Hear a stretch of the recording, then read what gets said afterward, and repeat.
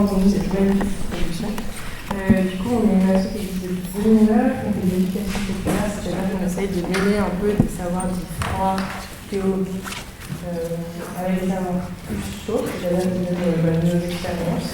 Et on essaie aussi de varier les supports, les méthodes d'apprentissage et de discussion. Avec notamment des lectures partagées, comme des partages, des signes d'art, ou des conférences comme ce soir, des conférences aussi, plein de choses. Et donc, n'hésitez pas à nous rejoindre si ça vous tente. On fonctionne par commission, et si vous avez un projet qui vous pouvez arriver en disant « on va faire ça », et on a toujours des gens motivés avec vous.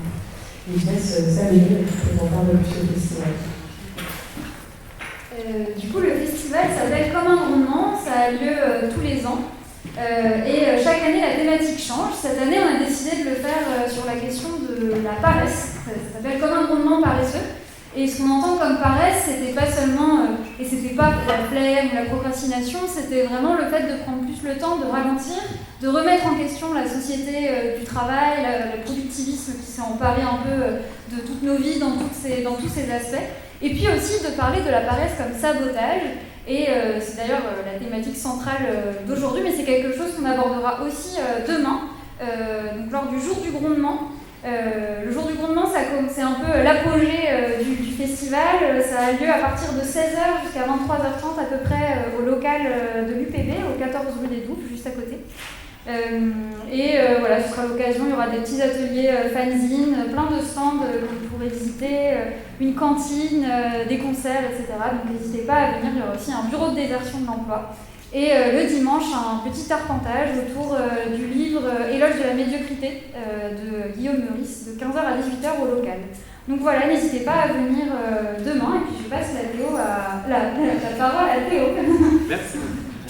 Oui, et en fait, nous, comme on est une association d'éducation populaire, comme toutes les assos d'éducation populaire, on dépense beaucoup d'argent et on n'en reçoit pas beaucoup. Et on n'a donc ni salariés, ni subventions publiques ou subventions quelconques. L'idée, c'est d'organiser ce festival sur les fonds, vos fonds, et ceux de l'asso qu'on a un petit peu de côté depuis le festival de l'année dernière. Et je voulais juste vous donner 2-3 petits chiffres. Donc on est une quinzaine de bénévoles à avoir organisé ça. Le comptage des heures, c'est le comptage police, donc largement sous-estimé évidemment. Et le coût total du festival, il est autour des 500-700 €. Et donc, nous, les soirées qu'on organise, on a toujours envie de les faire à prix libre, c'est-à-dire à un prix qui tient compte de vos possibilités, vos moyens, mais aussi de votre conscience de ce que représentent les coûts d'un festival. Et donc, vous avez peut-être déjà payé votre entrée, mais vous pouvez aussi encore le faire en sortant pour nous aider à financer ce festival et éventuellement d'autres événements par la suite. Voilà, il ne me reste plus qu'à vous souhaiter une belle soirée.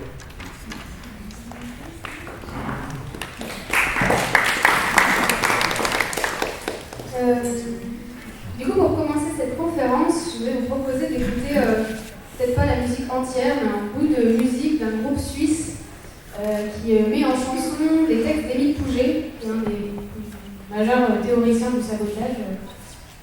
Voilà, et donc je lance ça.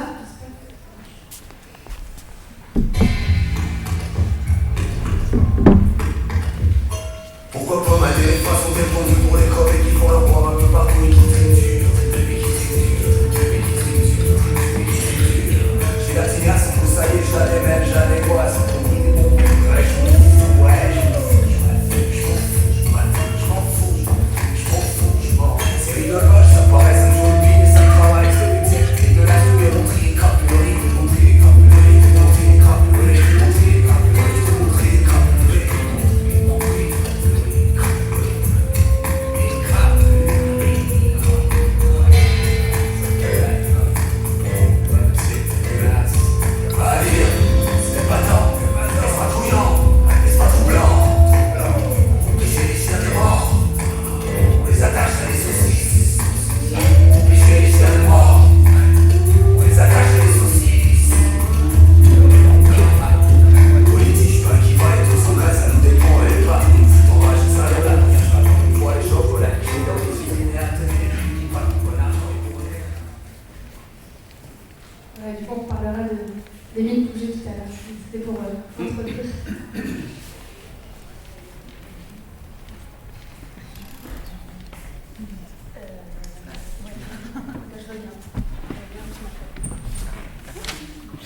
Du coup, la première question que je voulais poser, je ne sais pas si je me pose là ou si je me pose.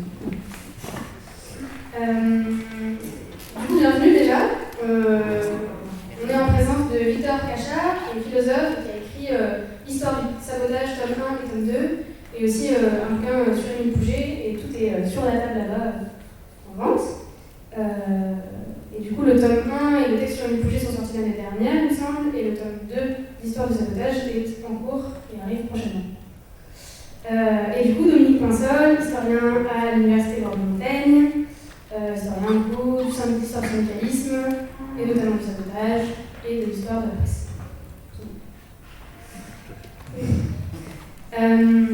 Du coup, cette conférence sur la paresse comme sabotage, j'avais envie de la commencer sur la question d'où vient le terme sabotage, le mot quoi, et quel lien ça peut avoir avec la notion de paresse. En gros, pourquoi on a fait une soirée sur la paresse comme sabotage et pourquoi ça fait sens pour vous.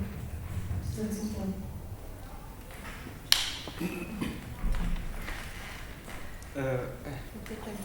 Il marche le...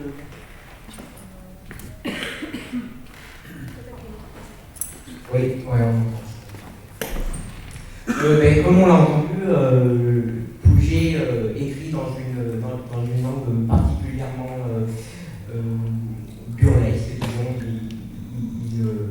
Il utilise énormément l'argot des faubourgs parisiens, comme on peut le retrouver sous la plume de Gensu dans Les Mystères de Paris, par exemple.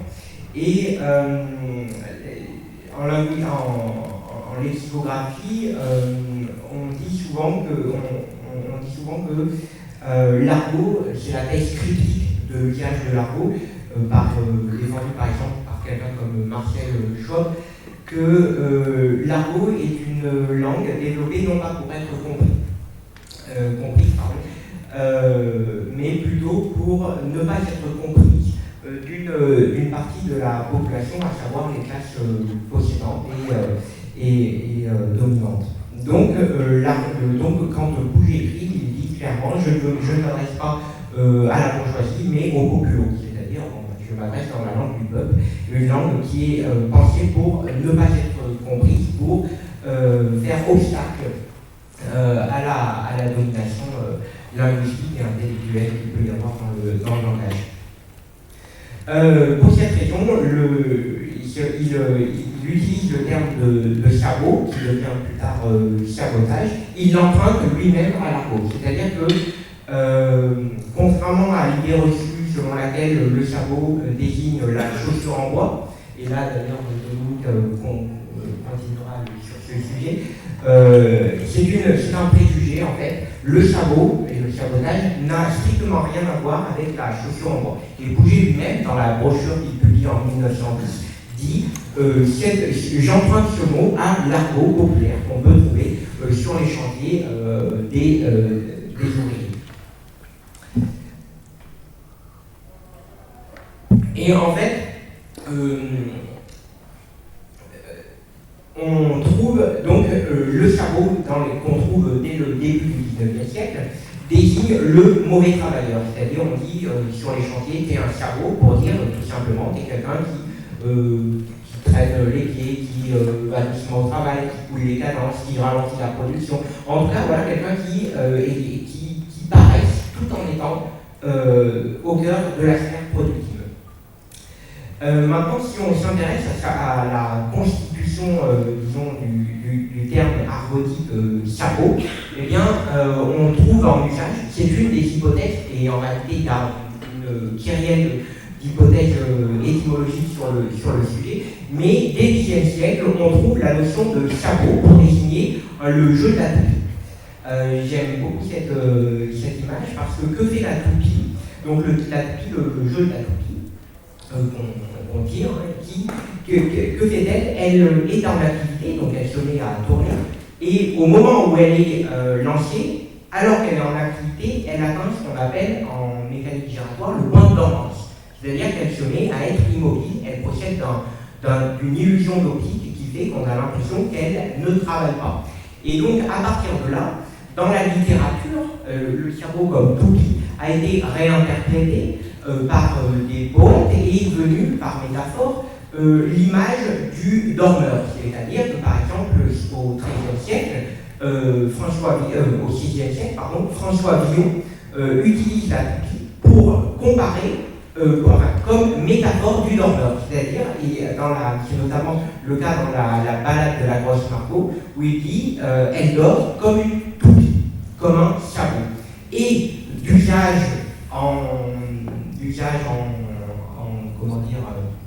en pratique linguistique, le chapeau est devenu la figure du dormeur parce que associé à cette idée de travailleur qui, comme la toupie en fait, qui pendant qu'elle est en activité donne l'impression d'être au repos.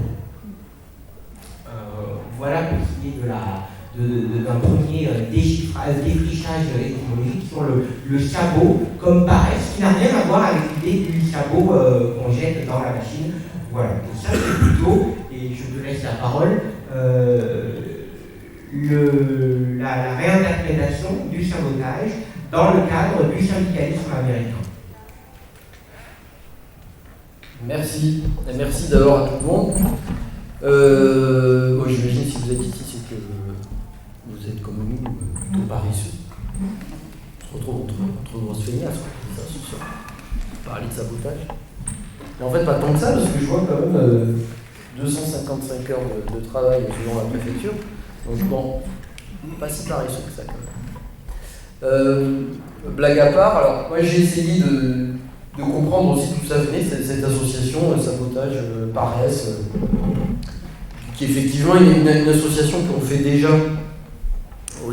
à la belle époque, au début du XXe en gros, fin 19e, début 20e, dans les rangs des syndicalistes révolutionnaires. Alors, quand on dit syndicalistes révolutionnaires, c'est ceux de la CGT, qui a été créé en 1895, et puis le fameux Émile Pouget, dont on a entendu la langue fleurie, et celui qui parvient à faire adopter officiellement par la CGT en 1897 le sabotage comme tactique, comme moyen de lutte, comme la grève. Et donc j'ai essayé de comprendre parce que moi je prépare un livre qui sortira sûrement fin 2024 sur le sabotage, alors vraiment que sur la période belle époque en France et aux États-Unis. Il se trouve que c'est une entre guillemets invention française, Cocorico. Notre réputation de peuple fainéant trouve ici une illustration magistrale. Mais en fait, c'est aux États-Unis que ça s'est le plus développé, le plus théorisé, que ça a été le plus mis en pratique, tout ça. J'ai essayé de comprendre d'où ça venait, cette histoire de sabotage. Et en fait, j'ai pas compris. Et pourtant, j'ai passé du temps.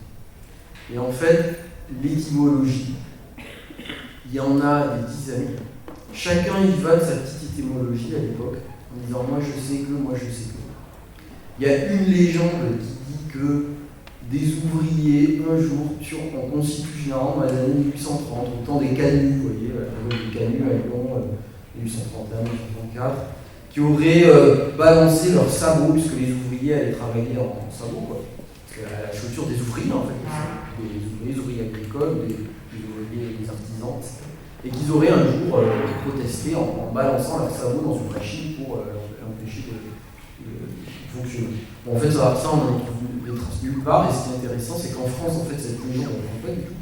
Et c'est aux États-Unis que, pour une raison que j'ignore, je n'ai toujours pas compris pourquoi, les Américains adorent cette histoire, et ils la répètent partout, et font du sabot le symbole du sabotage, de wooden shoe, comme ils disent, les chaussures de bois.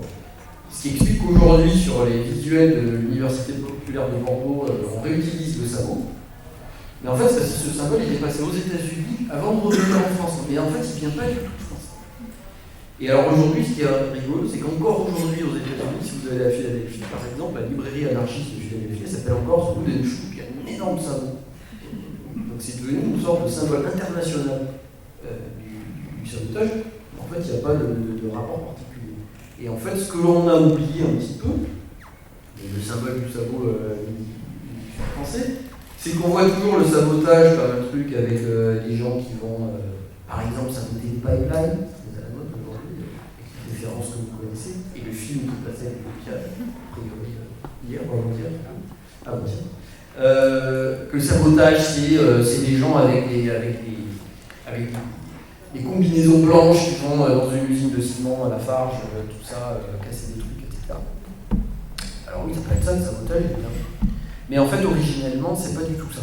Originellement, en fait, c'est une action qu'on fait en travaillant. C'est un travailleur, en fait, qui fait un écart par rapport à la norme patronale du travail bien fait. La seule définition, en fait, qui peut recouvrir toutes les pratiques de sabotage à l'époque que j'étudie. Encore une fois, c'est avant la guerre de 14.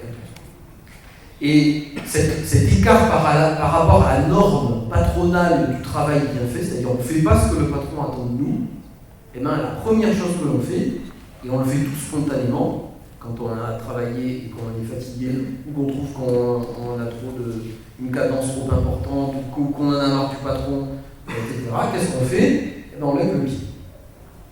Voilà. On ralentit la cadence,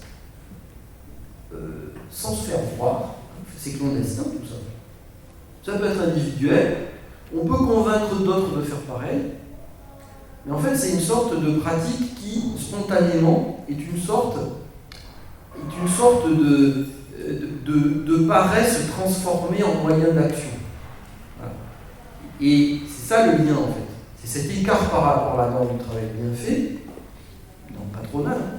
Et du coup, les syndicats commencent à s'intéresser en disant: est-ce que ce que les travailleurs font spontanément, est-ce qu'on ne pourrait pas s'en servir pour en faire un moyen d'action collective? C'est là qu'il y a une autre histoire du sabotage qui commence, une histoire collective, syndicale, qui est encore autre chose, mais qui essaie de transformer cette réaction spontanée à l'exploitation, on va dire, en moyen d'action collectif.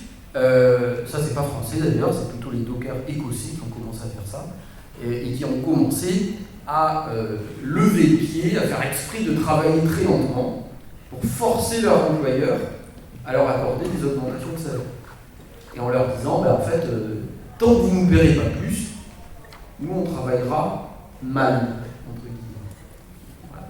C'est une époque, je vous rappelle, il n'y a pas de chômage de masse, il n'y a pas tout ça. Voilà. D'où le lien entre la paresse et le sabotage, c'est ça, en fait. C'est cette transformation de cette réaction spontanée à l'exploitation en moyen d'action collective. Et du coup, pourquoi on date le début de l'histoire du sabotage à l'ère industrielle? Pourquoi, en gros, dans ton bouquin, Victor, c'est des trains de savate et ça commence à la limite à la fin du 18e, ou au milieu du 18e, et pourquoi on date le sabotage de ce moment-là, si, et c'est ce que j'ai l'impression que vous sous-entendez, ça pouvait exister avant? C'est un débat entre nous. C'est leur débat parce que derrière il y a des partis pris théoriques qui font que la grande question c'est comment étendre une tactique, disons, qui relève du syndicalisme révolutionnaire, qui a été formalisé à ce moment-là, comme tu disais, lors du 3e congrès de Toulouse en 1897, par la CGT, avec l'adoption du sabotage comme technique de lutte syndicale, et comment peut-on étendre cette notion à des périodes antérieures et essayer, alors c'est ce que je fais, mais c'est, disons, historiquement incorrect, d'étendre la notion de sabotage d'essayer de penser des formes de proto-sabotage, c'est-à-dire des formes, les premières formes de sabotage. Alors pourquoi la révolution industrielle? Parce que donc Émile Pouget est à cette époque, à la fin du 19e siècle, où justement la dépossession des classes ouvrières par le capitalisme atteint son paroxysme, avec une extraction de la valeur qui relève d'une véritable exploitation des travailleurs. Et en fait, quand on s'intéresse aux périodes antérieures à la révolution industrielle, on se rend compte que les contestations sociales relèvent non pas tant d'une opposition au travail comme rapport social de domination, mais plutôt à des dispositifs techniques d'oppression. Alors pour ma part, j'identifie 3 dispositifs techniques d'oppression que à l'aide de Thomson, qui est l'auteur de la formation de la classe ouvrière anglaise, Eric Hobsbawm et Lewis Mumford. Donc on se rend compte que les formes de contestation qu'il peut y avoir, les rébellions finalement, ne se manifestent pas dans le cadre du travail, parce que tout simplement les paysans, les travailleurs possèdent leur propre outil de production et n'ont pas intérêt à saboter leur propre travail, puisqu'il n'y a pas de division en classe, on va dire. Et donc, tout ça est contestable, évidemment. Et donc,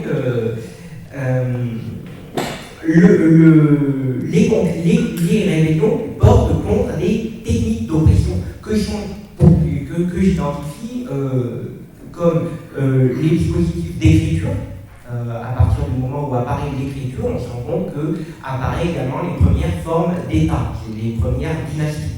L'écriture, c'est la thèse, par exemple, de Claude Lévi-Strauss, qui nous dit que l'écriture, la première fonction de l'écriture n'est pas une fonction culturelle et artistique désintéressée, mais elle apparaît au moment où il faut dominer les populations, dominer un territoire, les ficher, contrôler la population, prélever l'impôt, etc. Et donc, contre ces dispositifs scripturaux, il y a des formes, je dirais, de sabotage qui sont des destructions, par exemple, de tablettes. Et on retrouve ça tout au cours de l'histoire, où à chaque fois la question du papier, de l'écriture, du support matériel d'inscription est toujours remis en cause. Par exemple, lors de la Révolution française, place de Vendôme, toutes les archives fiscales et administratives sont brûlées. Donc, par exemple, voilà, le dispositif type d'écriture. Ensuite, il y a la question des fortifications, tout ce qui permet de privatiser les terrains. C'est-à-dire qu'avant, où on avait une gestion des territoires plutôt qui dépendait des communs, qui dépendaient des biens communs, et bien petit à petit, par exemple au XIe siècle, avec l'encellulement, les premières fortifications, l'apparition de la seigneurie, eh bien on a eu une militarisation du territoire. Et contre cette militarisation du territoire, il y a eu des briques-clôtures, des attaques contre les groupes, des fortifications, voilà. Ça, c'est pour le deuxième dispositif d'oppression, qui est donc la militarisation du territoire. Ensuite, le dernier, c'est Thomson, dans son livre, dans son bouquin Temps, discipline du travail, où il explique que l'apparition de l'horloge mécanique a commencé à discipliner le temps. C'est-à-dire alors qu'avant on avait un rapport au temps, quand je dis avant, c'est avant l'apparition de l'horloge mécanique, donc avant le XIIIe siècle. Alors qu'avant on avait un rapport au temps qualitatif, c'est-à-dire que pour mesurer le temps, on n'avait pas un étalon universel et abstrait du temps qu'est l'horloge mécanique. On avait par exemple l'activité elle-même, c'est-à-dire le temps de faire cuire un œuf, le temps d'une prière, de chanter un Ave Maria. Ce sont des exemples que donne Thomson. Et en fait, pour calculer le temps, on se rapportait à l'activité elle-même. Voilà, le temps d'activité servait en lui-même d'étalon. Donc il n'y avait pas cette universalité qu'a introduit l'horloge mécanique et qui directement implique une économie du temps. Car qui dit mécanisation du temps, dit économie du temps, dit course à la productivité, et donc discipline des activités. Et donc contre cette mise cette disciplinarisation, cet état disciplinaire du temps, on a donc des premières formes de paresse qui arrivent, comme par exemple la Saint-Lundi. La Saint-Lundi, c'est il y avait le dimanche était chômé, c'était le jour de repos dominical, et ensuite il fallait prolonger ce jour chômé à travers la Saint-Lundi. Et donc c'était vraiment un moyen de contestation des ouvriers, ou alors tout simplement... et de beuverie. Et de beuverie, oui, enfin pour se remettre des beuveries la veille. Et on avait par exemple les horloges qui trônaient en haut de la salle de production, et certains ouvriers allaient dans le dos des contremaîtres, avancer l'heure pour pouvoir finir plus tôt au travail. Donc ça c'est des formes je dirais, de proto-sabotage avant l'apparition de la révolution industrielle. Non, et à ce moment-là, tu parles aussi de carnaval, de sabbat, il y a aussi des formes de fêtes qui s'opposent à ça, qui font partie de cette forme de sabotage-là aussi. Oui, tout à fait. Des formes de dépenses contre les formes d'économie. C'est-à-dire que, alors qu'on a une volonté d'économiser le temps, de le raccourcir, de le réduire aux nécessaires vitales de reproduction de la forme de travail, eh bien, de l'autre côté, on a des formes de carnavalesque, de festivités populaires, de liesse générale, de charivari, qui permettent de dégager un temps différent, plus qualitatif que quantitatif. Et petit à petit, on glisse vers le sabotage, du coup, comme ralentissement du temps, ralentissement de l'horloge mécanique, pour privilégier l'heure lente du rythme des corps. Et par exemple, Simone Weil fait la distinction entre la cadence et le rythme. La cadence, c'est ce qui relève du temps mécanisé, donc du temps de la machine, et le rythme, c'est le rythme des saisons, le rythme des lunes, le rythme plus lié à la question du mouvement de la vie. Ok, et du coup, il y a toutes ces formes de proto-sabotage, mais n'empêche qu'il y a un moment où c'est vraiment théorisé, et peut-être là, c'est un peu plutôt à Dominique, comment ça se théorise du coup à la fin du 19e, qu'est-ce qui se passe concrètement, et c'est quoi je sais pas, les étapes par exemple de définition, comment le sabotage va englober de plus en plus de pratiques par exemple à ce moment-là. Oui, alors effectivement, bon, on va pas cacher des accords, c'est un grand mot, différentes dates, différentes approches. Moi je vois pas de sabotage en fait. Pour moi, c'est l'effet d'historien. Côté d'historien, le philosophe est un aigle qui voit les choses avec le moniteur. L'historien il est un peu bas du front et il va chercher la plaie, du charbon et puis il met dans la chaudière. Voilà. Bon, ça c'est moi. Donc moi je vois du sabotage là où on parle de sabotage et là où les syndicalistes parlent de sabotage et écrivent des livres qui s'appellent Sabotage. Voilà. Bref. Cela dit, je suis tout à fait d'accord avec la dernière chose que tu as dit, c'est-à-dire le rapport entre ce nouveau rapport au temps, ce nouveau rapport capitaliste au temps, et la théorisation du sabotage telle qu'elle a été commencée par Émile Pouget. Pourquoi ? Parce que, effectivement, ce qui change à partir de la fin du 19e, grosso modo fin du 19e, c'est un nouveau rapport au temps qui met dans la tête des ouvriers l'idée que à la bonne journée de travail doit correspondre un bon salaire. Alors, ça peut paraître complètement évident aujourd'hui, banal de dire ça, mais en fait c'est très nouveau comme idée à la fin du 19e. Jusque-là, en gros, quand vous n'aviez pas vraiment de patron en fait, vous travailliez souvent dans votre coin, on vous passait commande, et ce que le capitaliste, ce à quoi le capitaliste faisait attention, c'est à la qualité du produit que vous lui remettiez. Et il se fichait complètement de savoir si vous y avez passé du temps, beaucoup de temps, pas beaucoup de temps, si vous étiez alcoolisé, pas alcoolisé, si vous avez fait travailler votre femme, vos enfants. On s'en fiche complètement. Voilà. Et ça, c'est la majeure partie du 19e, c'est comme ça, c'est dans ces conditions-là qu'on travaille. Ce qui change à partir de la fin du 19e, c'est qu'on commence à mesurer le temps de travail. Entre autres parce que, en tant que capitaliste, vous investissez de plus en plus d'argent dans ce qu'on commence à appeler des usines, et vous devez être certain que les gens que vous faites venir dans votre usine, qui ne travaillent plus chez eux, vous devez être certain qu'ils vont suffisamment travailler pour suffisamment produire, pour que vous puissiez suffisamment vendre et pouvoir rentabiliser vos investissements. Donc, mettez-vous dans la peau d'un capitaliste ce soir. Voilà. Il n'y aura qu'une soirée, vous inquiétez pas. Vous avez besoin d'amortir votre investissement. Et donc, vous faites de plus en plus attention au temps que passent vos ouvriers, désormais, à travailler. Et c'est là qu'on commence à avoir un rapport salarial qui se met en place. C'est-à-dire un rapport dans lequel, en tant que travailleur, et on y est encore dans ce rapport-là, même s'il est fragilisé par tout un tas de choses, par l'ubérisation, etc., on y est encore dans ce rapport, c'est-à-dire qu'on accepte de perdre notre autonomie, de nous soumettre en fait à l'employeur, en échange d'une régularité de notre rémunération et petit à petit de tout un tas de droits qui l'accompagnent, notamment par le mécanisme de la cotisation, etc. Ça, c'est le salariat. Et en fait, le sabotage, c'est une réaction à tout ça, en grande partie.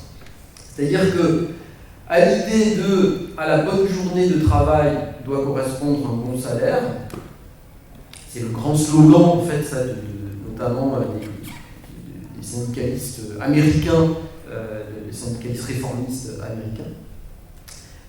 Les premiers théoriciens du sabotage disent l'inverse. À mauvaise paye, mauvais travail. Et c'est de là que tout part. Et la théorisation est en fait beaucoup plus poussée qu'on l'imagine. C'est-à-dire qu'il ne faut pas oublier que c'est à la fin du 19e où on commence à avoir des économistes, où l'économie commence à devenir une vraie discipline même universitaire, on commence à avoir des économistes, alors que jusqu'à présent, on pouvait faire tout un tas de choses et s'intéresser à l'économie, il n'y avait pas d'économistes à proprement parler. Là, on commence à avoir vraiment des économistes qui commencent à modéliser avec des équations, etc., la loi de l'offre et de la demande. Hein, c'est plus juste Adam Smith qui dit imaginez une main invisible, etc. Non, là, on commence à entrer dans le détail de la théorie de l'offre, de la loi de l'offre et de la demande. Et en fait, les premiers saboteurs, qui sont plutôt d'ailleurs, qu'on trouve plutôt en Écosse et en Angleterre, eux ils appellent pas ça le sabotage, ils appellent ça, ils prennent un autre mot d'argot, notre mot d'argot, ils appellent ça le cacanu, en écossais, j'ai appris, j'ai jamais parlé écossais, évidemment. Quand vous dites à quelqu'un cacanu, gokani, ça veut dire vas-y mollo, ne te foule pas. Et en fait, les dockers, en 1889, c'est une grève des dockers écossais, ils font grève, le patron embauche des briseurs de grève, en leur disant vous voulez pas travailler, très bien, j'embauche d'autres gens, ne vous inquiétez pas. Sauf que les briseurs de grève, c'est des gens comme vous et moi, très probablement, qui connaissent rien au métier, qui bossent très mal. Et les dockers disent au patron d'accord, on reprend le travail, et entre eux, ils se disent on va travailler aussi mal que les briseurs de grève, tant qu'on ne sera pas payé plus. Et ils finissent par obtenir gain de cause. Et ils appellent ça faire le cacanu. Et donc, ça Pouget s'en rend compte, pourquoi ? Parce qu'il a dû s'exiler à Londres après la vague des attentats des années 92-94. Et donc, il est en contact avec tout ce milieu-là, il prend des notes, il revient chez lui, il revient à Paris, ça commence à trotter dans sa tête, il commence à s'impliquer dans le syndicalisme, et il se dit là, il y a quelque chose qu'on peut faire. Et en fait, les premières théorisations du sabotage, c'est vraiment par rapport c'est une réaction à ce nouveau rapport salarial, à ce nouveau rapport au temps capitaliste. Ça pose tout de suite tout un tas de problèmes. Hein. Je veux dire, ça veut dire que vous acceptez l'idée de volontairement mal travailler. D'accord ? Volontairement mal travailler. Alors, il y a plein de gens, ça ne leur pose pas de problème. Hein. Okay. Mais il y a plein de gens, surtout à l'époque, c'est encore un milieu, une époque où il y a beaucoup d'artisans, des métiers qui aiment le travail bien fait, qui sont fiers de leur métier, etc. Et quand on leur dit, en fait, on va mal travailler, ça commence à... Alors il y a aussi toute une théorisation, ensuite on va en reparler, morale, éthique de ça. C'est-à-dire comment justifier le fait de mal travailler. Ça veut dire quoi saboter quand on est prof? Ça veut dire quoi? C'est-à-dire qu'on va faire exprès de faire un mauvais. Qu'est-ce que ça veut dire saboter quand on est ouvrier du bâtiment? Ça veut dire qu'on va faire des mauvaises fondations exprès. Vous voyez, tous les problèmes que ça impose. Du coup, tous ces problèmes-là, évidemment, ils ne sont pas résolus par Pouget immédiatement. C'est en fait tout un processus qui dure une vingtaine d'années. En fait. Je ne vais pas vous résumer ça, on va y revenir, mais tout ça pour dire que la théorisation, elle part de ce rapport au temps capitaliste, et qu'elle se déporte de plus en plus ensuite vers d'autres domaines, notamment des questions éthiques et morales.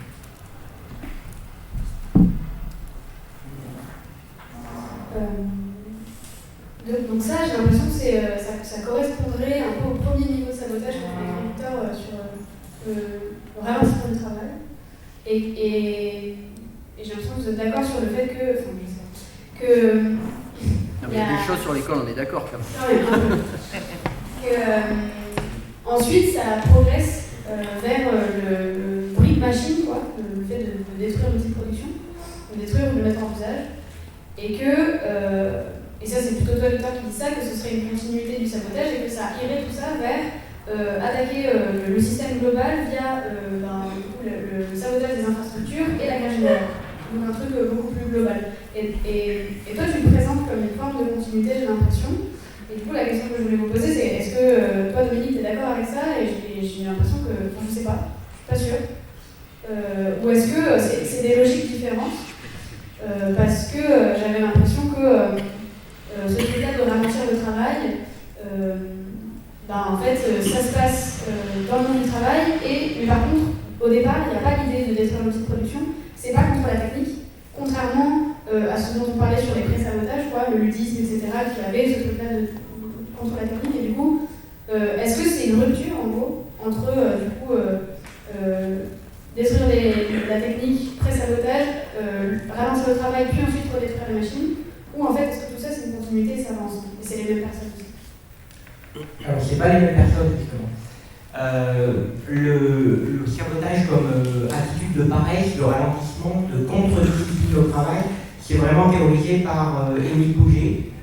Ses premiers articles dans La Sociale, c'est son journal, c'est le journal qu'il écrit. Ensuite, le père Bénard, c'est vraiment l'idée, comme tu disais, un mauvais paye, c'est le slogan en fait, de la CGT de l'époque, c'est un mauvais paye, mauvais travail, on ralentit l'activité. Donc ça n'est pas directement contre la machine. Et puis c'est à travers la figure d'un autre, et puis surtout au contact de nouveaux terrains de lutte, avec une augmentation de la mécanisation, du machinisme, c'est à travers la figure de Gustave Hervé, qui donc écrit le journal La Guerre sociale, qui est popularisé une forme de sabotage beaucoup plus offensive, donc qui ne se limite pas au ralentissement, mais plutôt donc à l'inaction, mais qui dit, en substance, mais on le retrouve déjà un peu chez Pouget, qui dit sabotage et action directe. C'est-à-dire que l'idée, c'est de dire, en fait, le problème du sabotage, c'est une attitude individuelle. C'est-à-dire, en fait, le travailleur, il ralentit, mais ça ne possède pas une dimension collective. Et la grande question, c'est comment contaminer la production pour désorganiser complètement l'économie d'une entreprise. Et pour ça, la seule activité qu'on a, notre seule puissance individuelle, c'est d'arrêter de diminuer le travail. Mais pour que ça devienne plus collectif, il faut s'attaquer à l'outil de travail. C'est-à-dire, pour mettre tout le monde à l'arrêt, pour mettre tout le monde dans l'inaction, il faut agir contre la machine. Et ça, c'est notamment Gustave Hervé qui insiste beaucoup plus là-dessus, notamment lors de la grève des cheminots et des PDD en 1909-1910, où il appelle explicitement à détruire, quand je dis détruire, c'est pas non plus détruire, c'est plutôt neutraliser, mettre hors service un système technique. Par exemple, chez les demoiselles du téléphone qui géraient donc les connexions entre les différents utilisateurs du téléphone, elles pratiquent ce qu'elles appelaient le masticage, c'est-à-dire, justement, on ne sait pas. C'est tout le but du secret de la pratique. C'est pas de la détruire, c'est pas de détruire la machine avec perte et fracas dans un éclat de violence, c'est de trouver la zone névralgique de l'entreprise qui va faire qu'on va pouvoir la soustraire à l'emprise capitaliste et revaloriser donc les compétences du travailleur, puisque du coup le patron arrive et il se dit la machine est en panne, mais moi j'ai aucune capacité de la remettre en service. Qui est-ce qui peut faire ça? Uniquement le travailleur.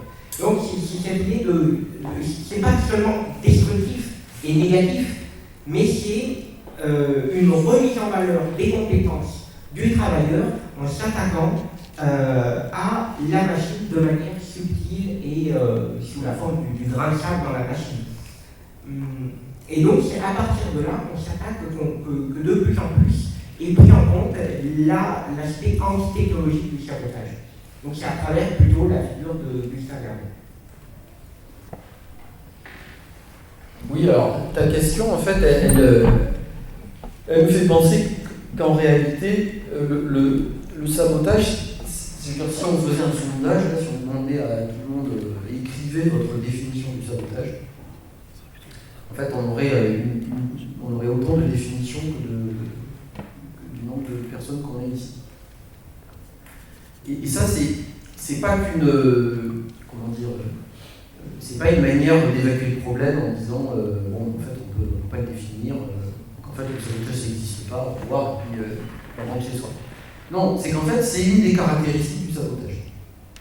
C'est en fait que c'est indéfinissable, précisément, et que c'est une tactique qui, par essence, est floue, et qui est davantage un principe générateur de tout un tas de pratiques qu'une tactique au contour assez clairement défini. Si vous dites à quelqu'un on fait grève, bon, après, il y a des 150 types de grèves. Hein. D'accord. Les grèves permises, les grèves tournantes, les grèves soulevées, mais grosso modo, quand même, on sait de quoi on parle. Si je vous dis, tiens, on va saboter, eh bien, en fait, on ne sait pas. Et on ne savait pas, à l'époque, où c'était une tactique syndicale. Et on ne sait toujours pas aujourd'hui. Donc ça, ce caractère indéfini, c'est à la fois ce qui fait la force de la tactique, parce qu'en fait, chacun peut s'y retrouver. Et chacun peut avoir sa petite idée. Sabotage, c'est quelque chose qui joue sur notre ingéniosité, et notre imagination, notre inventivité. Parce qu'on a tous des boulots différents, on a tous des compétences différentes, et on sait tous, en réalité, ce qui embêterait bien l'employeur, à notre niveau, si on arrêtait de faire ceci, ou si on se mettait à faire ceci. On le sait tous. Voilà. Sauf que, pour tout un tas de raisons, on ne le fait généralement pas, on n'ose pas, et c'est très difficile de convaincre les autres de le faire. À tel point que, dans le sabotage, il y a aussi l'idée de quelque chose qui est forcément, au moins en partie, clandestin et secret. Ça, c'est dit dès les premiers congrès de la CGT, je ne sais plus si c'est celui de 97 ou celui d'après, mais une fois que Pouget et ses camarades présentent le sabotage, il y en a un qui... Tout le monde est super content. Vous imaginez, ils sont un peu comme ça, ils sont un peu plus nombreux, les trucs, tout le monde applaudit, ouais, c'est super. Et puis il y en a un qui prend la parole en disant, camarades, il y a des choses qu'on doit faire mais qu'on ne doit pas dire. Vous me comprenez. Et en fait, le sabotage, ça a toujours fonctionné sur le mode de l'allusion et de la complicité.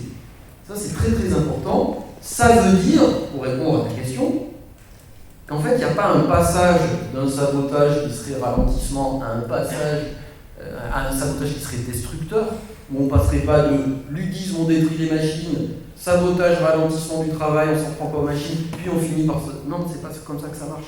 En réalité, sabotage, ça veut dire presque tout et n'importe quoi, dès le départ.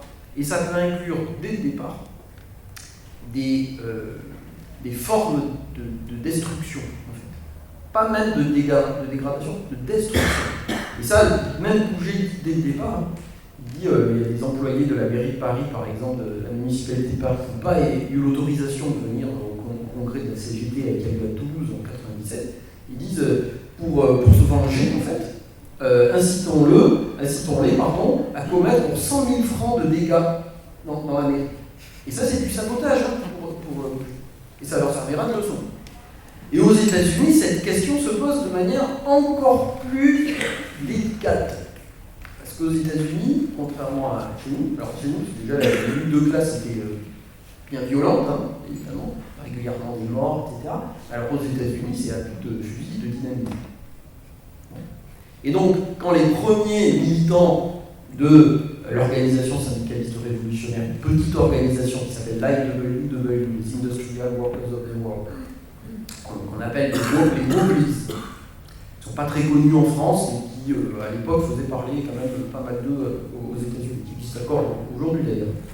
Quand les premiers Wobblies s'intéressent à ça, ils font très attention à dire attention, c'est pas du tout destructeur, on s'en prend pas aux machines. Mais en fait, dans les faits, quand on regarde les pratiques, en fait, il y en a plein qui s'en fichent complètement des conseils qui leur sont donnés et qui vont allègrement détruire les machines agricoles, etc. Et quand ils sont jugés, parce qu'il y a un grand procès en 1918, on leur dit mais vous avez saboté. On leur dit oui, mais sabotage c'est rien, c'est pas grave, c'est juste de la mise en service temporaire des machines. Regardez, mais vous faites quoi pour mettre temporairement hors service les machines, notamment pour empêcher qu'il y ait des briseurs de grève qui s'en servent pendant la grève? Oh, ben soit on enlève une pièce, soit on en casse une. Alors là, forcément, on leur dit, mais attendez, si vous la cassez, c'est de la destruction. Non, parce qu'on peut vite le réparer. Mais vite, ça veut dire quoi? C'est en heures, en jours, en semaines. Et en fait, les militants se font coincer comme ça. Parce qu'ils sont incapables de donner un critère précis qui délimite le sabotage, qui serait de la dégradation, soit du travail, soit de l'outil de travail, soit de la production, et la destruction, parce qu'en fait, ce critère, il n'existe nulle part. Vous avez nulle part un traité de sabotage, même dans celui de Pouget, qui est le plus connu de 1910, qui vous dit, là s'arrête le sabotage. Tout est toujours hyper ambigu. Et c'est inévitable, en fait, pour le sabotage. C'est l'essence même du sabotage est d'être ambigu. Et du coup, de laisser la porte ouverte à des choses qui sont incontrôlables, en fait, d'un point de vue syndical. Donc, pour conclure sur ta question, le sabotage, il ne faut pas imaginer qu'il y aurait un bon sabotage inoffensif qui serait que du ralentissement de travail, etc. Puis un mauvais sabotage plus risqué qui serait de la destruction et qui se rapprocherait quasiment du terrorisme parfois. C'est comme ça qu'il est décrit aux États-Unis par les adversaires des Wobblies. En fait, tout est toujours très lié, tout est toujours très mêlé, c'est très difficile et même impossible, moi c'est la conclusion à laquelle je suis arrivé, c'est impossible en fait de trouver un critère précis qui délimite jusqu'où peut aller la dégradation. Et tout ça coexiste. Mais ce flou-là, il est central dans le sabotage par rapport à la répression ou juste par rapport à une sorte de stratégie, ce serait vraiment l'essence du sabotage comme stratégie de lutte, ou c'est aussi lié à la répression? Je vais passer la parole à Victor, parce qu'il y a sûrement des choses à dire là-dessus, évidemment. C'est pas, comment dire, le fait de ne pas tout dire, c'est évidemment, dès cette époque-là, le souci de ne pas trop s'exposer à la répression. Évidemment. Mais tout le sabotage, tout le problème, qui fait la force et la faiblesse en fait, du sabotage, c'est que c'est toujours une tactique de l'entre-deux. C'est-à-dire que d'un côté, si vous en parlez, tout le monde sait qu'on sabote, en fait, dans notre coin, régulièrement, surtout le vendredi matin. Voilà. Quand on est bien fatigué, ou le lundi matin. Même si c'est pas la Saint-Lundi, comme faisaient les ouvriers au 19e. Tout le monde le sait, tous. Voilà. Mais si on n'en parle pas, il ne se passe rien. Ça reste une réaction individuelle à l'exploitation. On sabote dans notre coin. Voilà. Mais si on commence à en parler, forcément, on s'expose à l'État, au patron, d'abord, aux autres qui ne veulent pas saboter, qui sont hostiles, au patron, à l'État, et donc à la répression. Donc en fait, la doctrine du sabotage et la tactique du sabotage, c'est toujours un art entre en dire suffisamment pour espérer mobiliser d'autres ouvriers, mais ne pas en dire trop pour ne pas se faire choper. Mais en même temps, c'est cette ambiguïté qui se retourne contre les saboteurs, en tout cas aux États-Unis, quand ils se font arrêter, parce qu'on leur dit, attendez, votre doctrine du sabotage, là, en fait, ça peut être tout et n'importe quoi, Et ça peut ouvrir la porte à des destructions de grande ampleur. Voilà. Donc, voilà. On essaie d'échapper comme ça à la répression, mais finalement, ça se retourne contre les militants de la vie. Voilà. En tout cas, pour la période que j'ai étudiée, hein, encore une fois, qui s'arrête en 1918 aux États-Unis. Oui, moi je suis tout à fait d'accord avec cette idée d'ambivalence. Et c'est pour ça que quand je parlais de la pupille, c'est cette ambivalence entre simulation du travail et dissimulation du repos. C'est-à-dire on fait en sorte de ne pas travailler, mais il ne faut pas le montrer. Et en même temps, on simule le travail. Donc on fait semblant de travailler. Donc il y a effectivement cette ambiguïté, je suis tout à fait d'accord. Et par rapport à la répression, je pense qu'effectivement, historiquement, c'est très lié à une manière de fuir la répression. Pourquoi ? Parce que Émile Pouget, quand il théorise donc le sabotage, il se trouve face à un terrain social qui se divise en deux catégories. D'un côté, la pratique de la grève, qui est souvent matée dans un bain de sang par les forces armées, par des réquisitions forcées, qui continuent d'ailleurs aujourd'hui. On a vu avec les grèves dans les raffineries où effectivement les ouvriers ont été réquisitionnés manu militari par la police qui venait chez eux pour aller les forcer à travailler, et les briseurs de grève, les renards, c'est-à-dire des gens peu qualifiés qui sont embauchés sur le tas pour rendre les grèves inefficaces. Donc ils se trouvent face à la question de la grève qui ne fonctionne pas. Et de l'autre côté, les poseurs de bombes, donc les anarchistes individualistes qui pratiquent des actions beaucoup plus musclées, où ils vont faire sauter l'appartement d'un magistrat qui a condamné un anarchiste à la peine de mort. Et qu'est-ce qui arrive face à ces deux impasses ? Les lois scélérates, c'est-à-dire 1893-1894, directement une répression ultra musclée qui fait que Pouget, comme tu l'as dit, il est obligé de partir en exil à Londres. Et là, il se dit, mais il faut trouver un truc, une astuce, pour importer la contestation au cœur de la productivité. Parce que les poseurs de bombes, ce sont des espèces d'anarchistes individualistes qui partent à l'aventure en solitaire, et donc du coup, ils n'arrivent pas à rallier le monde ouvrier. Et la grève, elle est brisée. Elles sont rendues inefficaces par les forces répressives. Et donc, il essaye de penser une espèce de tactique pour introduire la grève dans le travail, puisque la grève, c'est une cessation d'activité, en retrait de l'activité. Et là, il nous dit, il faut essayer d'introduire la grève au cœur du monde du travail, c'est-à-dire si on donnait un préavis de grève, on reste au travail, et seulement, on fait rien. On prend une pause un peu plus longue, etc. Et donc, je pense qu'effectivement, le sabotage, c'est une manière de ruser avec la répression pour pouvoir continuer la lutte de manière discrète et en jouant sur cette ambivalence entre le faire mais pas le dire. Et c'est toujours en fait formulé sous la forme d'une menace, même médiatiquement, ça apparaît de manière permanente comme une menace un petit peu floue de attention, il va y avoir des groupes clandestins qui vont désorganiser la production de l'intérieur. Donc moi je répondrai là-dessus que effectivement c'est vraiment lié à la répression pour essayer de saboter la répression elle-même. Et en parlant de répression, comment vous expliquez la fin, l'abandon un peu de cette pratique-là du sabotage au 19e, début 20e qu'est-ce qui se passe à ce moment-là, à la fois dans le syndicalisme et dans même les milieux anarchistes, etc. Est-ce qu'on peut dire que c'est la répression elle seule qui justifie l'abandon du sabotage comme tactique centrale, on va dire, ou est-ce qu'il y a aussi d'autres éléments, des conflits théoriques internes, je sais pas, qui justifient toute la fin du sabotage? Je fais une petite parenthèse, on prend les questions après de la salle, parce que je vois l'heure qui tourne un peu. Après, juste après, on prend la question, c'est ça? Pour savoir si j'en... Parce que je ne veux pas tout dire maintenant.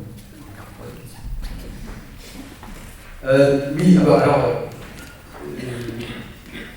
ça, c'est la question que tu viens de poser, c'est la question qui m'a fait écrire le livre. Voilà. Donc je vais pas tout résumer, c'est pas possible, il faut je garde le suspense. Mais concrètement, évidemment que la répression a énormément joué. Évidemment. Et ça, la CGT s'en rend compte très très tôt, puisque dans les premières années, en fait, il n'y a pas grand monde qui sabote. Ça reste surtout un sujet de débat, de débat théorique, etc.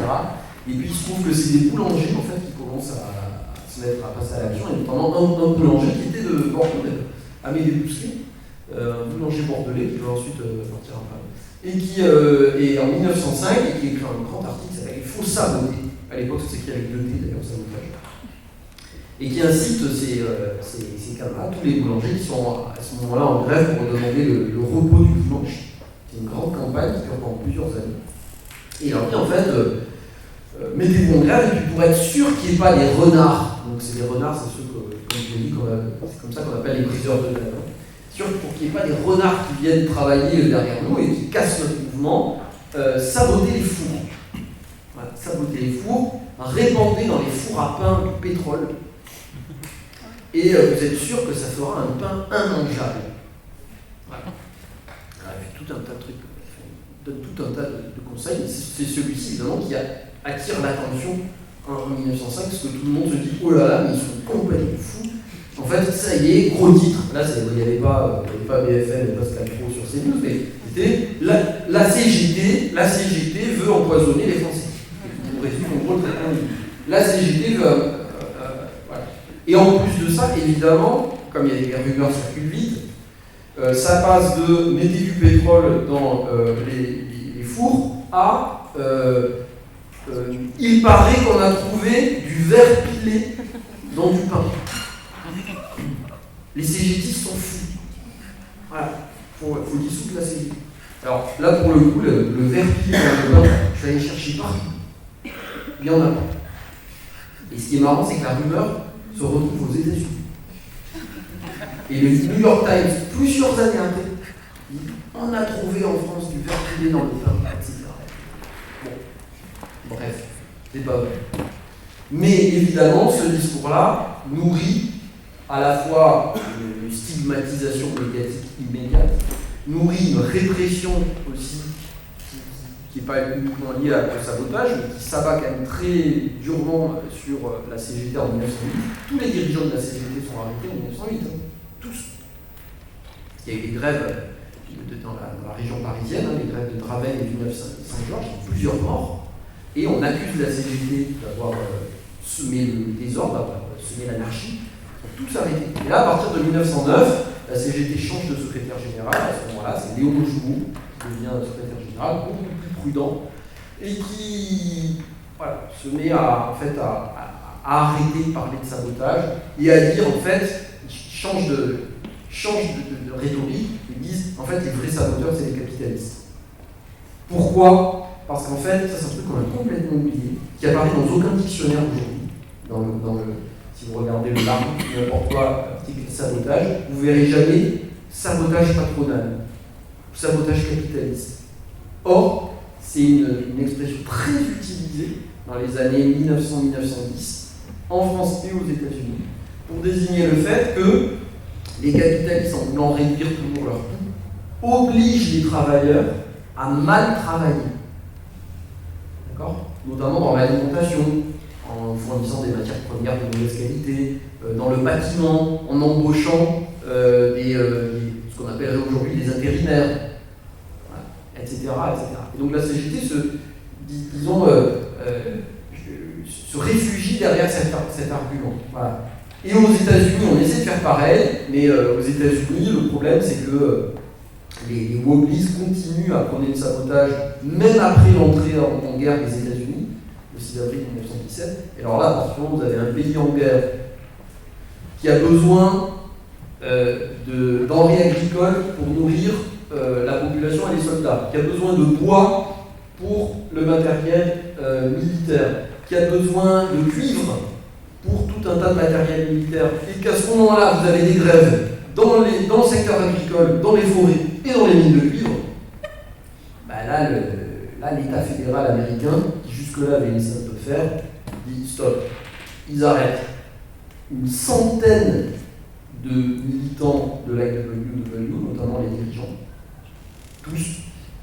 Ils les jugent tous. Le procès dure 4 mois en 1918. Ils sont tous condamnés. Tous. Et les dirigeants à 20 ans de prison. Entre autres pour avoir prôné le sabotage. Et alors là, vous avez explicitement l'organisation. La CGT ne l'a pas fait. CGT s'est contenté d'abandonner de fait le sabotage, mais en fait, il n'y a aucun texte de la CGT qui dit on abandonne le sabotage qu'on a adopté en 1997. Par contre, la IWW fait un texte en disant on arrête. C'est fini. On ne touche plus à ce mot-là. On vous le laisse. Voilà. Ils laissent sous-entendre qu'ils ne vont pas arrêter de le pratiquer, mais ils arrêtent d'en parler. Donc la répression joue énormément et elle s'appuie sur cette ambiguïté que j'ai évoquée tout à l'heure. C'est-à-dire qu'en gros, les organisations syndicales ont arrêté de le prôner parce que c'était beaucoup trop risqué et qu'elles n'arrivaient pas à contrôler en fait, cette tactique qui était par essence incontrôlable. Je voulais juste rebondir, après on passera vraiment en question, parce que ça m'a fait penser, ça permet de faire un saut dans le temps qui ouvre aussi le débat à la période contemporaine. Ce cas de retournement que la CGT a fait, de dire que c'était le patronat en fait, qui sabotait le travail dans un sens, je pense que ça peut faire écho à un débat qu'on a eu avec Victor il y a 2 jours sur la question du vocabulaire du désarmement. En fait, j'ai l'impression que c'est un peu le même mécanisme de retourner le problème. Je ne sais pas si tu veux réagir là-dessus. Oui, le désarmement, c'est. On hésite à parler de sabotage. D'accord. Vous avez vu les soulèvements de la terre, etc. Alors, ce qui est intéressant, c'est pas marrant. Je vais dire c'est marrant, mais c'est pas marrant. Ce qui est intéressant, c'est que les soulèvements de la terre, vous avez vu, ont planté des clous dans certains arbres pour empêcher que les arbres soient sciés à la tronçonneuse. Et ça fait toute une polémique, parce qu'on dit ils sont fous, ça peut briser les chaînes des tronçonneuses et donc blesser les ouvriers en fait. Voilà. Et en fait, c'est une pratique qui est déjà utilisée, les clous dans les arbres, par les militants de la IWW dans les forêts du nord-ouest américain, qui vont planter des clous dans les arbres pour les rendre invendables. Voilà. Ou dans les arbres fruitiers pour faire pourrir les arbres, etc. Et c'est un terme, donc là je parle d'une grande grève des ouvriers bûcherons, ouvriers forestiers du nord-ouest des États-Unis en 1917, fin de l'été 1917. À cette époque-là, ils parlent plus de sabotage. En fait, ils ont compris qu'il fallait plus en parler. Il fallait le faire. On revient en fait à ce que disaient les CGTistes. Il y a des choses qu'on doit faire, mais qu'on ne doit pas dire. Et eux, ils parlent de job strike, ou strike on the job, c'est-à-dire la grève dans le travail. C'est-à-dire, on continue à travailler, mais en travaillant, on agit. On fait tout un tas de choses qu'on ne peut pas vous dire, mais on se comprend.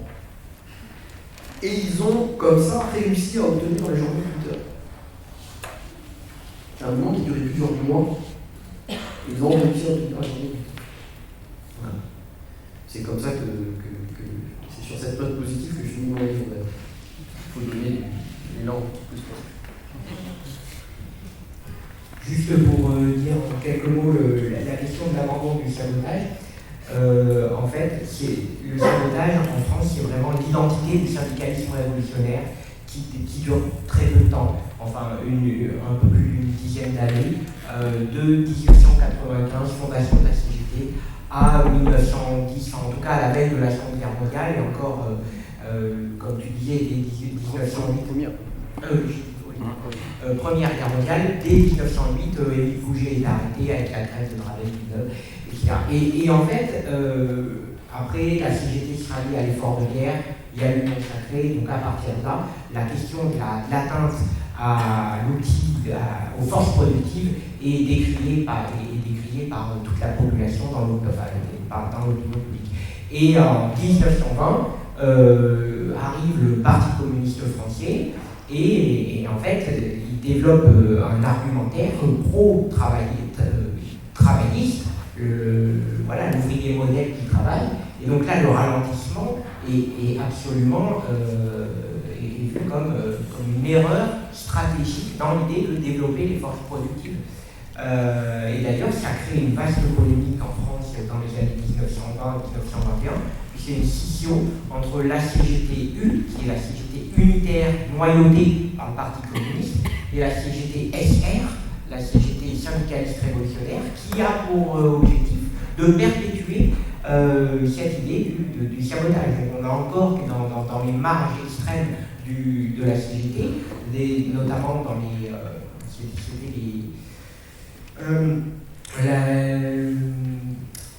donc voilà, ça m'échappe, la Fédération des bâtiments de la Seine, voilà, qui est particulièrement encore syndicaliste révolutionnaire. Et là, on a encore le terme sabotage qui continue. Mais dans l'ensemble, effectivement, c'est abandonné. Et le Parti communiste, l'essor du Parti communiste n'y est pas pour rien. Voilà, c'était pour ajouter par rapport à la question précédente. Peut-être qu'on va faire les questions maintenant. C'est vrai, s'il y a des personnes qui ont envie de réagir à des questions. S'il y a des questions. Ah oui.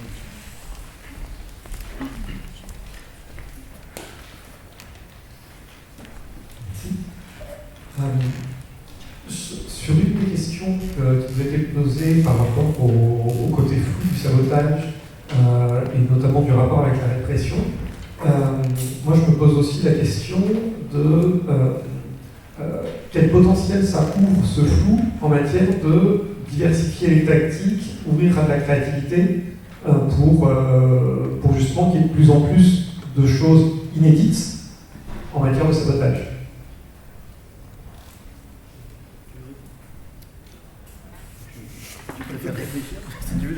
Ça me fait penser en fait à l'apparition du terme écotage aux États-Unis en 1972, où donc c'est 2 ans après les Journées de la Terre, un livre paraît qui a pour titre Écotage et qui commence en épigraphe. Nous y ajoutons un nouveau mot au dictionnaire anglais. Le mot écotage ou éco-sabotage, formé sur le français sabotage et éco pour écologie. Donc c'est l'extension du sabotage dans les luttes écologistes qui est revendiquée. Et ce livre est intéressant parce qu'en fait il ne prend pas du tout c'est pas un livre qui présente une théorie comme un monologue, un long traité tactique sur le sabotage. Il prend la forme d'un appel à contribution.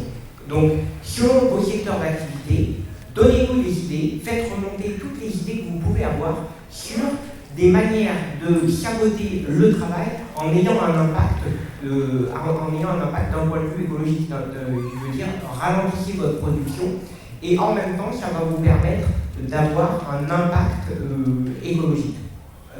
Et donc, cette idée de faire remonter des idées originales, inventives, et déjà de penser, donc moi ça me fait penser à ce livre de Écotage qui est publié par Sam Love et David Hobbs, qui ne sont pas les auteurs, mais qui en fait sont les coordinateurs de toutes les réponses qu'ils obtiennent.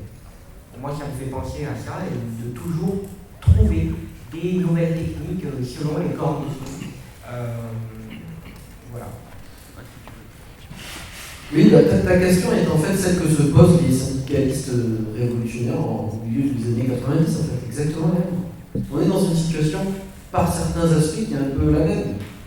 C'est-à-dire qu'il y a des grèves, on se rend compte que ça ne suffit pas, ça ne marche pas toujours, c'est pas tout le temps des échecs et c'est loin d'être tout le temps des succès, on en sait quelque chose. Et donc il faut trouver quelque chose d'autre. Et il faut arriver à trouver des manières de faire qui soient mobilisatrices. Donc on va essayer de stimuler l'inventivité des uns et des autres. Et un des moyens qu'on trouve, c'est effectivement le sabotage. On le trouve à la fin du 19e, mais on le retrouve dans les années 70 dans le mouvement, dans une certaine écologie radicale, etc. C'est en 75 aussi un roman qui a beaucoup d'impact qui s'appelle le gang de la clé à molette, The Monkey Wrench Gang, de l'américain AB. Et donc, on espère que cette tactique qui laisse libre cours d'une certaine manière à l'initiative individuelle va générer davantage de mobilisation et va être plus efficace. Voilà. Sauf que ça, c'est à double tranchant. C'est-à-dire que d'un côté, d'une certaine manière, c'est vrai. Historiquement, quand les postiers, les agents des postes, donc du ministère des Postes, en 1909 se mettent en grève, leur mouvement gagne en puissance à partir du moment où la nuit, il y a des lecteurs de Gustave Hervé et du journal La Guerre sociale qui prennent, on commence à avoir les premières automobiles qui sont utilisées, et on les utilise, on prend des cisailles, la nuit, plutôt dans la banlieue parisienne, on va couper des fils télégraphiques, mais par dizaines, par centaines, parfois. Et puis le matin, le gouvernement ne peut plus envoyer des dépêches télégraphiques. Les compagnies ferroviaires ne peuvent plus faire circuler les trains parce qu'on ne peut plus communiquer entre les gares. Donc tout est à l'arrêt dans certaines zones du pays. Il y en a qui font ça en 1909, et refont ça pendant et après la grève des cheminots de 1910. Et ça cause une pagaille pas possible. Et donc là, on se dit, du côté des révolutionnaires, là c'est vraiment la frange radicale des révolutionnaires français, on se dit, c'est super, c'est génial. Sauf que, en fait, non seulement ces méthodes apparaissent trop radicales à la majeure partie des militants, et en fait ça se massifie jamais, d'une part, et d'autre part, la menace d'une répression terrible s'abat, et même la répression s'abat aussi terriblement sur les militants eux-mêmes. Les postiers sont révoqués, sont renvoyés, c'est des agents de l'État qui sont révoqués par centaines, les cheminots par milliers. Donc là, on se rend compte que oui, c'est cool parce que ça donne envie, mais en fait, ça devient très très dangereux. Alors il y a d'autres formes du coup de sabotage moins spectaculaires, moins destructrices, plus discrètes, qui sont plus efficaces, qu'on appelle à l'époque d'ailleurs la grève permis, ce qu'on appelle à l'époque la grève permis, notamment chez les cheminots qui se rendent compte que les colis qu'on doit envoyer, on va intervertir les étiquettes.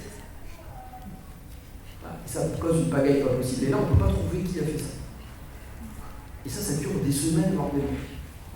Là, c'est plutôt intéressant. Et ça a l'air d'être plutôt efficace. Donc, pour répondre à ta question, oui, mais attention. C'est-à-dire que syndicalement, si vous commencez à laisser libre cours à l'initiative individuelle, il faut se poser la question jusqu'où.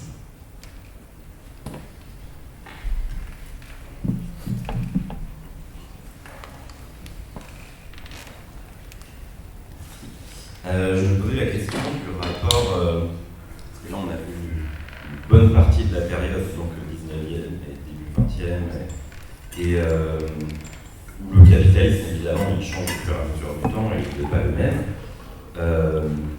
Donc après au milieu du 20e et puis ensuite l'époque contemporaine, du rapport entre le sabotage, du coup disons à l'échelle un peu locale, c'est-à-dire qu'est-ce que je fais dans mon usine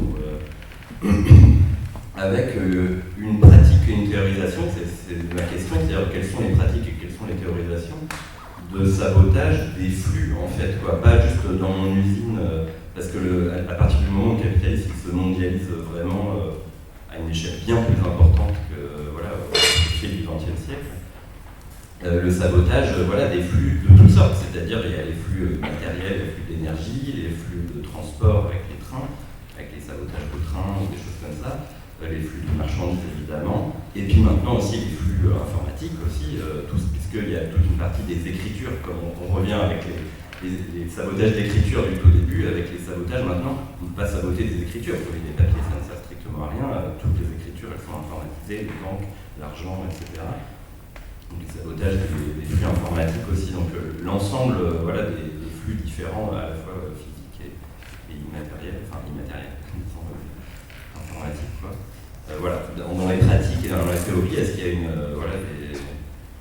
a des recherches flou, enfin, est-ce qu'on a des savoirs là-dessus, voilà. Parce que c'est pas du tout le même type de sabotage que là, dans l'usine, ou enfin, c'est différent.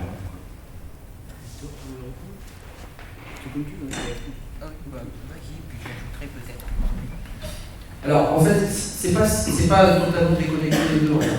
Et en fait, dès ce qu'on appelle la deuxième révolution industrielle, on voit à partir de la fin du 19e, il y avait des grands réseaux techniques dont on est encore dépendant, pour certains en tout cas, qui se développent, notamment le réseau électrique, sans lequel il n'y a pas d'internet, il n'y a pas d'énergie nucléaire. Je rappelle que Fukushima, c'est un incident, c'est une panne électrique à la base. Donc on reste dépendant de ces réseaux-là. Et en fait, dès que ces réseaux se développent, du côté des saboteurs, des théoriciens du sabotage, on se dit, ah tiens, il faut faire sortir le sabotage du lieu de travail pour s'attaquer au réseau. C'est pour ça qu'il y en a qui prennent leur cisaille pour aller couper les fils télégraphiques. Voilà. Ou qui vont théoriser le fait d'interrompre la production d'électricité dans les usines électriques. Il y a en 1909, si mes souvenirs sont bons, il y a toute une partie, par exemple, des horloges parisiennes qui marchent à l'énergie pneumatique. Et bien, on coupe ça, et toutes les horloges de Paris sont bloquées à 19h35. Un jour. Les électriciens parisiens, ils sont avec leur chef, s'appelle Émile Paton, le surnom le roi de l'ombre. Parce qu'il suffit de claque d'un doigt, et clac, il peut plonger un maudit Paris dans le noir, et le fait. En 1907, à l'Opéra aussi, un jour, il y a les employés de l'Opéra de Paris qui veulent une augmentation, ils n'y arrivent pas, ils attendent une belle représentation, il y a le roi du Portugal qui est venu, ils appellent Pato, ils disent j'arrive. Et là, clac, interruption à l'entracte, toute la salle plonge dans le noir. Pendant l'entracte, un nouveau contrat est signé pour les employés. Immédiatement. Et Pato, tout fier, il sort et il dit il y avait le roi du Portugal, mais moi je suis le roi de monde. Voilà. Donc en fait, la question des réseaux, elle se pose. Ça a été très théorisé. Vous avez un bouquin qui s'appelle Carbone démocratie, qui théorise le fait que la classe ouvrière de Timothy Mitchell, un historien britannique, qui théorise le fait que tout ce que la classe ouvrière, en Europe, a pu obtenir, c'est parce qu'elle avait la capacité d'interrompre les flux, notamment énergétiques et particulièrement de charbon. Et qu'après, quand on est passé à l'ère du pétrole, comme la classe ouvrière européenne n'avait plus la main mise sur ces flux, en fait, elle s'est retrouvée dépossédée de ce levier d'action fondamental. Et la question des réseaux, après, se retrouve plutôt, jusqu'à aujourd'hui, dans d'autres milieux militants. On a commencé à en reparler pendant l'affaire de Tarnac en 2008. Alors là, je me rends compte que le temps passe parce que les étudiants, maintenant, ils ne connaissent plus du tout. On peut toujours utiliser l'affaire de Tarnac. Maintenant, l'affaire de Tarnac. Quoi l'affaire de Tarnac, voilà.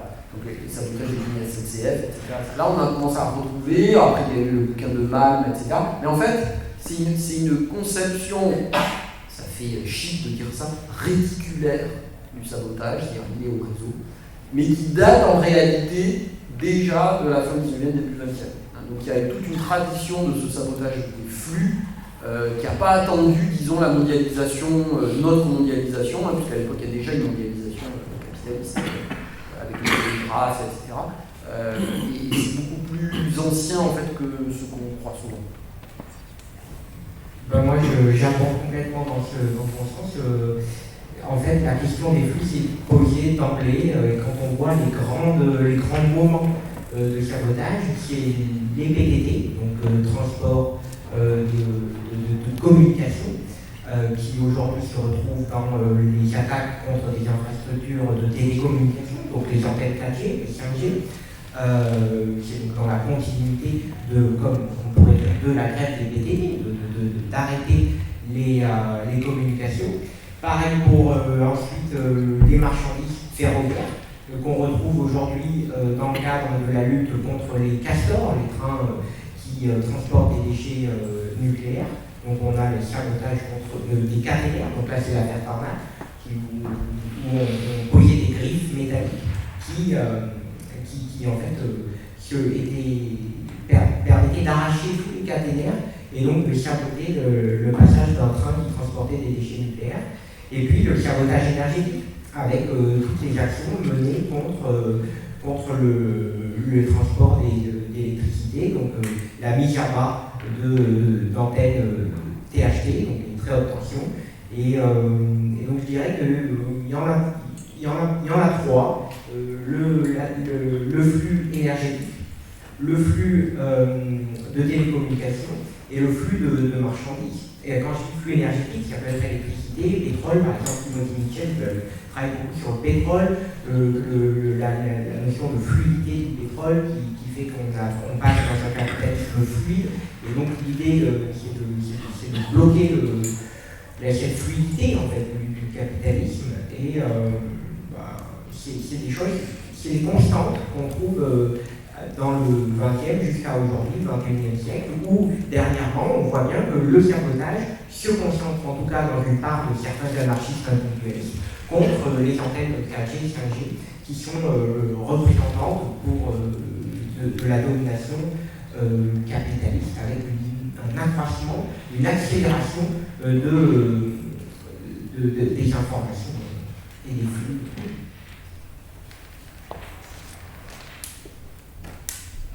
Du coup, on va prendre une dernière petite question et après, on va terminer le temps un peu formel de conférence, mais on va pouvoir prolonger les discussions dans notre local qui est au 14 de la rue des Loups, c'est la rue qui est là. On a des boissons, des trucs à manger à prix libre et tout. Du coup, dernière question et après on va boutique. Ah oui, et je précise qu'il faudra ranger les chaises. Merci de nous aider, c'est parfait. S'il y en a deux, on peut en prendre deux en même temps. S'il y a quelqu'un vraiment qui... Ça vous va Oui, c'était pour toi. Oui. Ça va? Non, mais j'avais dit 20h30, mais il est 34. Il faut avoir un nouveau rapport au temps. Voilà. Qu'est-ce que oui tout ça. Bonsoir, mais du coup, moi j'ai une question. À un moment, vous en avez parlé du fait que le sabotage aussi, et c'est une question que je me pose, peut-être qu'un des freins au sabotage, ça pourrait être que, en fait, ça va pas être dangereux.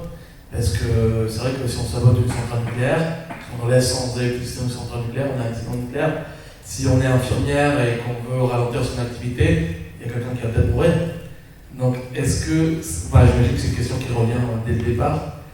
Et vous avez dit qu'il y a des solutions qui ont été cherchées ou trouvées. Voilà. Donc, je pense que c'est compliqué d'imaginer des actions de sabotage qui ne puissent pas avoir des conséquences, qui d'un côté puissent être dangereuses et aussi qui puissent rendre le sabotage impopulaire. Parce que si on détruit les caténaires après les trains vont avoir du retard, et les gens ne vont pas, le commun des gens ne va pas adhérer au sabotage parce que le train a du retard et que je devais aller voir un grand-mère qui habitait en Dordogne. Voilà. On dirait un micro-trottoir pendant les grèves. Est-ce que c'est une prise d'otage, le sabotage, comme ils disent? Est-ce qu'il y a une dernière question du coup, pour... Ouais, rapidement, on a plein de choses sur le sabotage, mais c'est marrant parce que pour moi, le sabotage est vraiment lié à la guerre, à la résistance, à la Deuxième Guerre mondiale. Donc ça a été 1918, on a parlé du travail et tout ça. Mais pour moi, vraiment, l'image du sabotage, c'est le mot sabotage, c'est direct la résistance. Je vais intervenir juste rapidement sur un aspect de la question, par exemple, par rapport aux infirmières, aux infirmiers.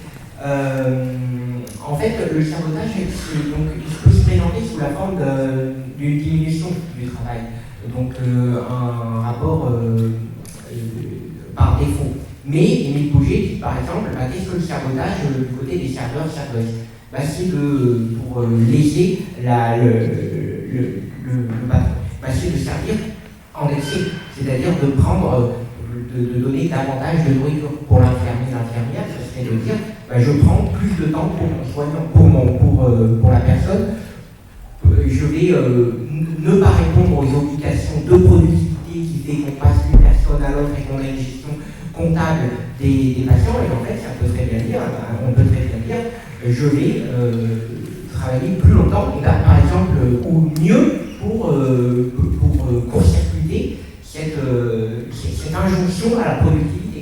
Et ça peut être par exemple aussi la grève du zèle. Donc c'est-à-dire que c'est pas un retrait, c'est pas une diminution du travail, c'est qu'on va dire le train, à quelle heure est-ce qu'il part, Et quelles sont les normes à respecter? On va respecter toutes les normes, si bien que le train va partir en retard. Mais parce qu'on aura trop travaillé. Donc le sabotage, en fait, l'idée, c'est pas de travailler plus ou moins, c'est de court-circuiter l'injonction à la productivité. Je dirais ça passe par l'enrichissement, ça passe par des attitudes de perte de l'activité, mais aussi par voilà, on donne plus à les gens, on prend plus de temps pour eux, on déborde un peu le travail, voilà. Et par rapport à la résistance, eh bien, moi, mon intérêt, il existe un bouquin de Sébastien Libertelli, qui est une longue monographie sur le sabotage pendant la résistance. Et pour ma part, mon objectif, c'était de renouer avec les branches, les origines anarchistes et syndicalistes révolutionnaires du sabotage pour un peu casser ce mythe-là du sabotage pendant la Deuxième Guerre mondiale, qui est une grande instrumentalisation de l'État à des fins de glorification de la résistance à l'ennemi intérieur. Oui, alors je vais juste commencer par la résistance et je finirai sur la note positive qui vous donnera peut-être des idées. La résistance, oui, on a toutes ces images-là, les trains qui déraillent, etc. Parce qu'en fait, c'est une conception du sabotage militaire parce que ça arrive, le sabotage de la résistance, à une époque où le sabotage a été en fait récupéré par les États et les armées. C'est devenu une tactique militaire. Ça a été récupéré aussi par les services de renseignement, les services d'espionnage. Hitchcock fait 2 films, un qui s'appelle Sabotage, un qui s'appelle Saboteur, à quelques années d'intervalle, fin des années 30, début des années 40. Et en fait, c'est déjà une période où le sabotage, où les syndicalistes ont été dépossédés en fait, de cette tactique. Et alors vous allez dire, oui, mais parmi les résistants, il y a des syndicalistes. Oui, il y a la CGT qui renoue en fait avec un sabotage qui renoue très temporairement pendant cette période-là, avec ce qu'on appelle à l'époque le sabotage insaisissable, et qui se renoue avec des pratiques, des tactiques de sabotage qui avaient été complètement laissées de côté depuis 30 ans. Voilà. Donc c'est pour ça qu'on pense à ça prioritairement, mais en réalité, historiquement, c'est pas, entre guillemets, le vrai sabotage. Il est antérieur au sabotage, il est du côté du syndicalisme, véritablement. Pour revenir à votre question, est-ce que ça va pas faire les gens, c'est pas dangereux, etc. En fait, il y a tout un sabotage que d'ailleurs les syndicalistes révolutionnaires américains appellent le sabotage constructif, à partir de 1913 à peu près. C'est quoi? Eh bien en fait, c'est justement tout ce qui peut... Alors, le sabotage, par contre, j'ai dit qu'il n'y avait aucun critère précis. Il y en a un qu'il faut toujours respecter si on met en danger la vie de personne. Jamais. C'est peut-être ça qui différencie pour le coup le sabotage du terrorisme. On n'attente jamais à la vie des personnes et à la santé des personnes. Même les plus radicaux diront qu'on s'arrête là. Ça, c'est la première chose. Mais il y a tout un tas de sabotages. Par exemple, il y a un sabotage qu'on appelle à l'époque le sabotage de la bouche ouverte, qui en fait consiste à divulguer, rendre public toutes les fraudes patronales. Donc, vous parlez du serveur, c'est le serveur qui va dire vous voulez une soupe de poisson? Tenez. Par contre, je vais vous expliquer ce qu'on a mis dedans. Vous voulez. Alors, dans le bâtiment, les ouvriers qui disent on a construit un pont, etc. Par contre, vaut mieux pas y passer. C'est pas de notre faute en fait. C'est pas de notre faute, c'est qu'on nous a donné du matériel qui n'était pas bon ou des ouvriers qui n'étaient pas formés. Ou alors, ça va être les ouvriers du bâtiment qui vont dire vous nous demandez de finir cette partie du chantier du métro à l'époque à Paris en temps de jour, bah non, on va en mettre 2 fois plus longtemps. Et on va faire le travail excessivement bien.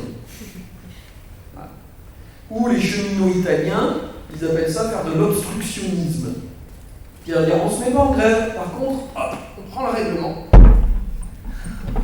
Et on va regarder, page par page. Est-ce qu'on a vérifié ça? Hop. Attends, non, on ne fait pas partir le train, on va vérifier quand même. Et ça, non plus. Et on fait ça, c'est ce qu'on appelle après la grève du zèle. C'est suivre jusqu'à l'excès les procédures. Voilà. Alors Ça mécontente les voyageurs, etc. Mais ça n'a en danger personne. Et donc il y a toute une partie du sabotage. J'ai dit, au début, c'est un écart par rapport à la norme patronale du travail bien fait. Mais du point de vue patronal, le travail bien fait, c'est celui qui lui rapporte de l'argent. C'est pas forcément le travail objectivement bien fait. Et une manière de saboter, à cette époque-là, c'est aussi une manière de bien travailler, mais du point de vue ouvrier, pas du point de vue patronal. D'accord ? Donc c'est ça la différence entre le sabotage constructif et puis d'autres types de sabotage qui peuvent être effectivement plus dangereux, plus destructeurs, moins mobilisateurs, etc. On a oublié toute cette partie du sabotage malicieux, mais ingénieux et positivement ingénieux. Je pense que c'est une note sur laquelle on peut finir, parce que c'est pas mal. Ouais.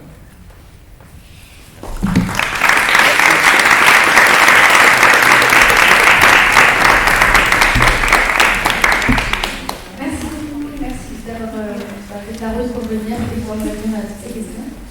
Et du coup, voilà, je répète, 14 rue des Douces, il y en a qui veulent venir voir avec vous.